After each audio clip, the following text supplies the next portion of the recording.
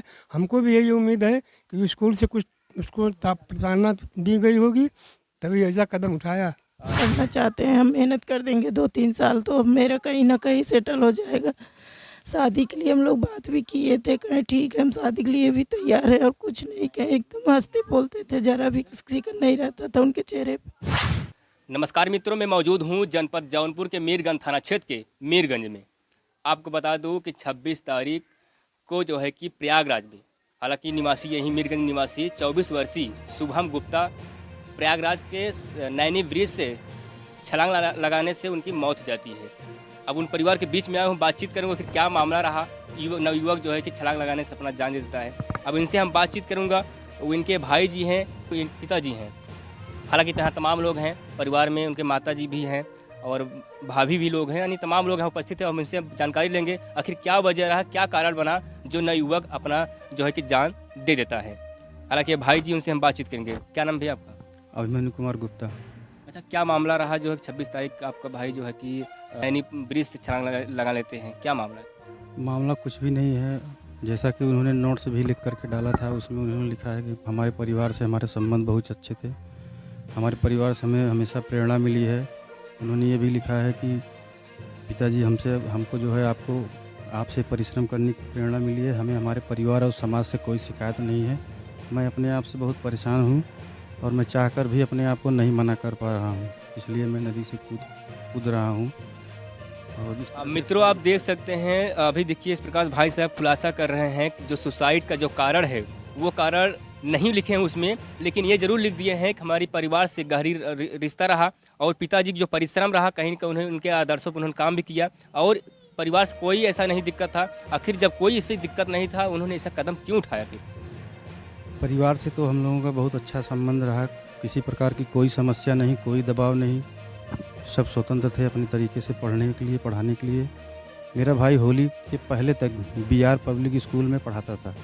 उसके बाद प्रयागराज में ये पड़ता है मेजा वाली रोड पे, रामनगर में, इलाहाबाद से लगभग 35 किलोमीटर दूर पड़ेगा। तो वहाँ विद्यालय में पढ़ाता था और होली के बाद उन्होंने पहले ही बोल दिया था एग्ज़ाम के बाद कि मैं अब यहाँ नहीं पढ़ाऊँगा। वो कई बार छोड़ने का प्रयास किया, क्यों नहीं छोड़ पाया अब ये नहीं पता। एक बार चर्चा किया था उसने कि मैं छोड़ना चाहता हूँ, तो हमने कहा सबका नंबर ब्लॉक कर दो, कोई तुमसे संपर्क में नहीं रहेगा। हालांकि हम लोग नहीं जानते थे कि ये इस कदर घटना जाएगी, क्या मामला होगा, कभी उस पर उतना सीरियसली ध्यान नहीं दिया। लेकिन मुझे जहाँ तक है कि उस विद्यालय से ही कुछ प्रताड़ना मिली हो या किसी प्रकार का उन्हें जो है। अच्छा, कभी ये शेयर नहीं किए कि मतलब क्या कारण रहा जो मैं नहीं छोड़ पा रहा हूँ? बच्चों का लगाव था या टीचरों का जो है कि प्रताड़ना था या हेड जो है प्रबंधक उनका कुछ प्रताड़ना था, कि क्या कारण रहा जो वो छोड़ कर भी नहीं छोड़ पा रहे थे? उन्होंने कभी इस बात का न जिक्र किया, न कभी कोई चर्चा किया, कोई भी चर्चा नहीं की। लगातार वहाँ वो लगे रहे। बीच में उन्होंने 1-2 बार वहाँ छोड़ा, फिर पकड़ लिया। उसके बाद इस बार वो एकदम फाइनली डिसीजन ले लिए थे कि हम अब तैयारी करेंगे। हमने एक बार कहा भी, जो तुम दूसरे के लिए मेहनत कर रहे हो विद्यालय के लिए, तुम स्वयं के लिए करो, सरकारी जॉब करो, क्यों दूसरे के पीछे परेशान हो। तो उनको लगा कि नहीं, कि हमारे जो बड़े भाई कर रहे हैं ठीक है। इस बार उन्होंने एक जो है दृढ़ निश्चय किया, कठोर निर्णय लिया कि अब हम अपना तैयारी करेंगे। साकेत IAS कोचिंग कटरा में उन्होंने एडमिशन लिया। उसके बाद से अपना जाना शुरू किए। तो कहीं ना कहीं हो सकता है विद्यालय या प्रबंध तंत्र को ये लगा हो कि इस लड़के से मैं 4 सब्जेक्ट साइंस के पढ़वा रहा हूँ, PMC यानी फिजिक्स, केमिस्ट्री, मैथ, और SST के 4 सब्जेक्ट इतिहास, भूगोल, नागरिक शास्त्र, राजनीति शास्त्र, मैं ये सब पढ़वा रहा हूँ उनसे। तो ऐसा योग्य लड़का मुझे कहाँ मिलेगा, और प्रबंधकीय तंत्र की शोषण की जो व्यवस्था है उससे मैं भली भांति परिचित हूँ। शायद यही कारण रहा हो। आप भी पेशा टीचर हैं? मैं बिल्कुल एकदम इंटर कॉलेज में, श्री जवाहरलाल नेहरू इंटर कॉलेज गाजीपुर में मैं अध्यापक हूँ इस समय। तो इस व्यवस्था से मैं परिचित हूँ। हालांकि मैं गवर्नमेंट कॉलेज में हूँ। प्राइवेटों की क्या नीतियाँ हैं वो तो। अच्छा, जैसे जब आपको सूचना मिलता है, हालांकि सूचना कैसे मिलता है पहले बताइए? सूचना हमारे मित्र के माध्यम से मिली। सूचना मित्र के माध्यम मिलता है। मित्रों, बताना चाहूँगा ये भाई साहब भी टीचर हैं और कहीं न कहीं जो है इन्हें जब सूचना मिलता है आपका भाई ऐसा कर लिया है, तो हालांकि उस वक्त ये गाजीपुर से आ रहे थे घर पे, लेकिन जैसे ही वाराणसी पहुँचे हुए थे उसी समय इन्हें जानकारी मिलता है, वहीं से डायरेक्टली वो प्रयागराज जाते हैं। अब उनसे हम थोड़ा सा जानकारी लेंगे कि पिताजी की कुछ कमी रही या फिर जो है कि कुछ जो है कि वो बताए नहीं, या फिर कहीं मानसिकता में कुछ लग रहा है, या फिर कोई किसी का दबाव रहा उनके ऊपर? क्या कारण पिताजी क्या कारण रहा जो आपका बच्चा ऐसा कर लेता है? नहीं था वो, मतलब लाइन कट गया था ना, हाँ, तो आया था दोनों जन, लाइन कट गया था। मतलब बिजली अच्छा, बिजली कट गया था। जो कटा हड़ताल किए थे, तो दोनों जन आए थे घर पे, ये और इनसे बड़ा वाला भी आया, तो 2-3 दिन था यहाँ पे। तो जाने के टाइम पे ये लोग कुछ दूर चले गए उधर बाहर बैग वैग ले करके, फिर उसके बाद लौट के आए, हमारा अपने उन्हीं का पैर छुए, फिर गया, फिर हमको कुछ पता नहीं। अच्छा, कभी जीवन में जब से मैं बचपन से आज तक कभी कोई चीज़ संकट या कोई कष्ट उनके ऊपर नहीं था? बात नहीं, जितना हम लोग होता था देते थे, और वो भी ठीक था लड़का, ऐसी कोई बात नहीं है। हमको भी यही उम्मीद है कि स्कूल से कुछ उसको प्रेरणा दी गई होगी, तभी ऐसा कदम उठाया। देख सकते हैं साफ तौर पे पिताजी का एक थोड़ा सा शंका लग रहा है। जिस विद्यालय में उन्होंने पढ़ा रहे थे बच्चों को, कहीं न कहीं वो विद्यालय छोड़ने का प्रयास कर रहे थे शुभम गुप्ता जी, लेकिन जो है कि वो चाह कर भी नहीं छोड़ पा रहे। कहीं न कहीं पिताजी इस बात से अवगत करा रहे हैं, लोग कह रहे हैं कहीं कहीं हो सकता है उस प्रबंधक का दबाव हो सकता है, जिसकी वजह से वो ये कदम उठा लेते हैं। हालांकि और लोग हमसे जानकारी लेंगे। क्या नाम है आपका?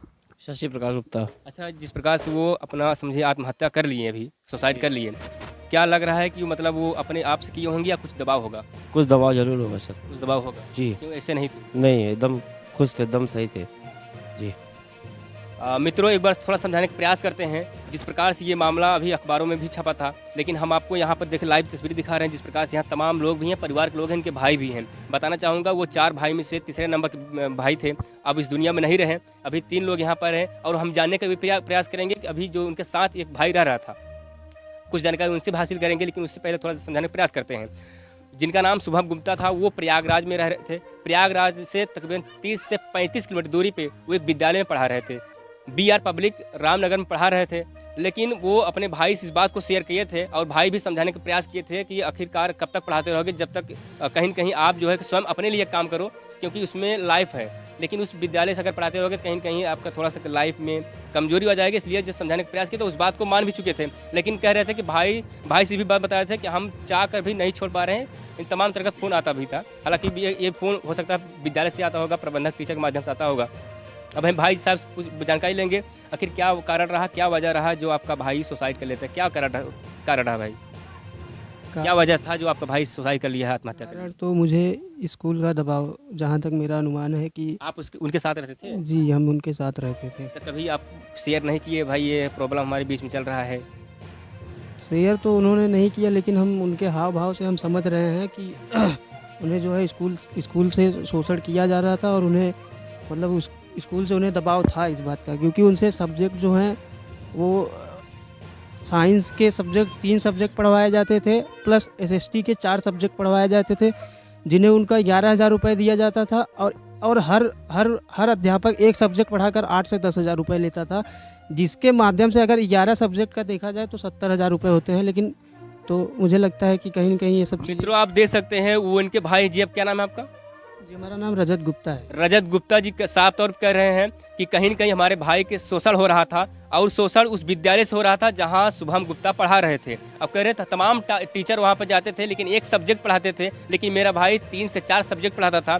11,000 मतलब देते थे, लेकिन इनके हिसाब से बताया जा रहा है कि कम से कम 60 से 65,000 होना चाहिए। हालांकि पैसे की जो भी बात होगा अलग की बातें हैं, लेकिन वो चाह कर नहीं छोड़ रहे थे। इस बात को इनके बताने से लग रहा है कहीं न कहीं शोषण और कहीं न कहीं प्रबंधक दबाव था। लेकिन अगर दबाव होता, अगर शोषण होता तो विद्यालय छोड़ देते। ये कदम उठाने की क्या जरूरत थी? अब देखिए, न छोड़ पाने का कारण ये होता है कि जैसे मान लीजिए आप कहीं काम कर रहे हैं और आपका जो बॉस है या आपका जो भी शिक्षक साथी होगा, उसको लग रहा है कि इनके जाने से मेरा नुकसान होगा, अहित हो जाएगा, हो सकता है वो आप पर डिपेंडेंट रहा हो, तो नुकसान को देख करके होता है कुछ ऐसी माया जाल बिछाएं या तारीफ़ करके, प्रशंसा करके इस तरह से आपको बांधे रहे हम कि आप जा न पाएँ।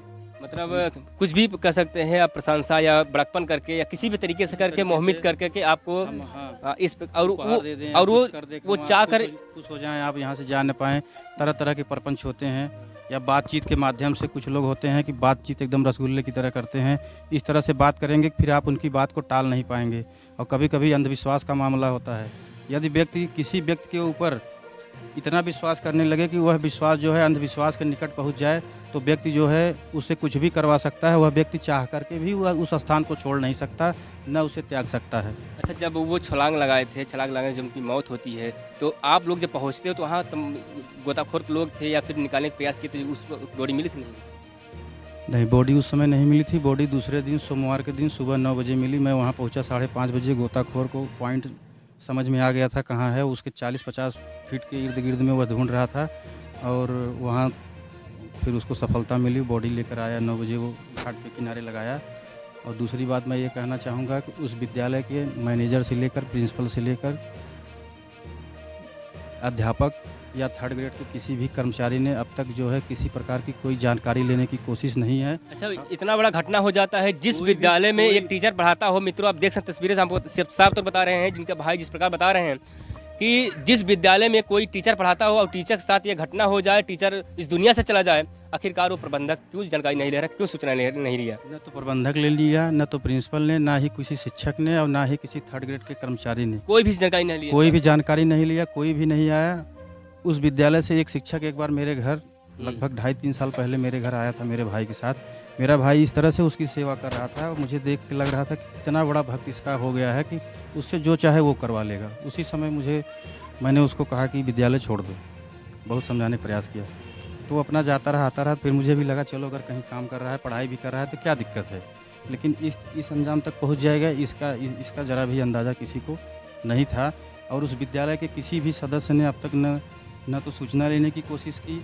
विद्यालय इलाहाबाद से बहुत दूर नहीं है। न तो उस विद्यालय से कोई उस स्पॉट पे आया जहाँ वो घटना हुई, ना वो हॉस्पिटल गया, ना पीएम हाउस गया, ना तो थाने में गया, ना कहीं गया, कहीं भी खबर नहीं ली। दाह संस्कार करते समय दाह गृह में भी वह व्यक्ति नहीं पहुंचा और आज तक उसने कोई खबर नहीं ली। इसका मतलब क्या है? शायद हो सकता है कोई साजिश भी रही हो। अगर इसकी कड़ाई से पड़ताल की जाए, जाँच की जाए तो हो सकता है कुछ मामला सामने निकल कर आए। प्रशासन परिवार कौन लोग हैं? ये कौन है?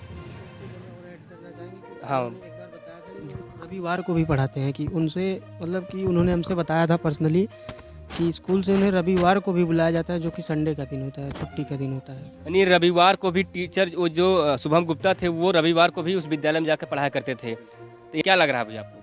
हमको ये लग रहा है कि वहाँ थोड़ा जांच किया जाए, पड़ताल किया जाए।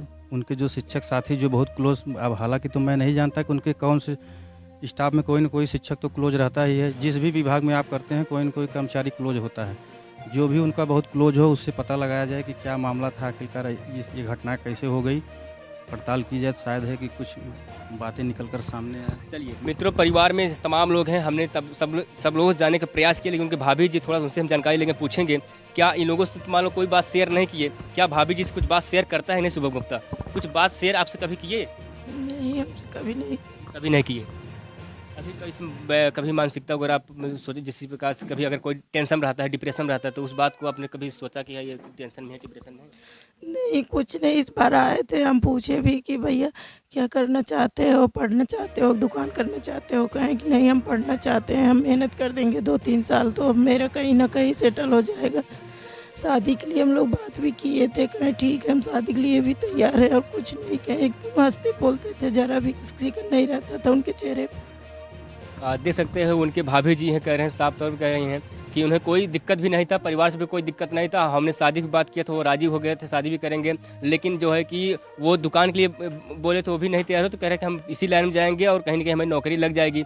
लेकिन आप देख सकते हैं जिस प्रकार से लोग बता रहे हैं कि जहाँ जिस विद्यालय में पढ़ा रहे थे, कहीं न कहीं उस विद्यालय से भी साजिश और षड्यंत्र कह सकते हैं जो है कि शोषण किया जा रहा था। इस प्रकार से वो कदम नहीं उठा सकते, लेकिन इस बात को लेकर हैरान हैं आखिरकार उन्होंने ये इतना बड़ा कदम उठाने की क्या ज़रूरत थी, जब परिवार में कोई दिक्कत नहीं था, परिवार कोई समस्या नहीं था, परिवार से कोई दबाव नहीं था, परिवार से कोई टेंशन नहीं दिया जा रहा था।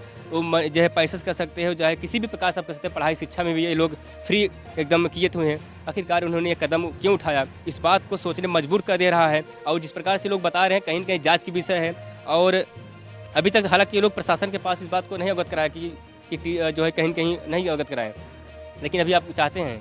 बिल्कुल, अभी आप चाहते हैं? जी बिल्कुल चाहते हैं। क्या क्या चाहते हैं? चाहते हैं कि उस विद्यालय से जो भी शिक्षक उनका क्लोज रहा हो उससे जो है पड़ताल की जाए मित्रों अभी टाइम की अगर बात करें तो रात को 9 बज रहे हैं और जो है कि इसलिए मैं यहाँ बीच में आया हूँ। हालांकि अखबारों में छपा था, लेकिन मैं डायरेक्टली इनके परिवार में आया हूँ, जानने का प्रयास किया और जिस प्रकार से सारी चीज़ें निकल कर आ रहा है उसमें एक ही समस्या है कि ये लोग कह रहे हैं कि जाँच होना चाहिए।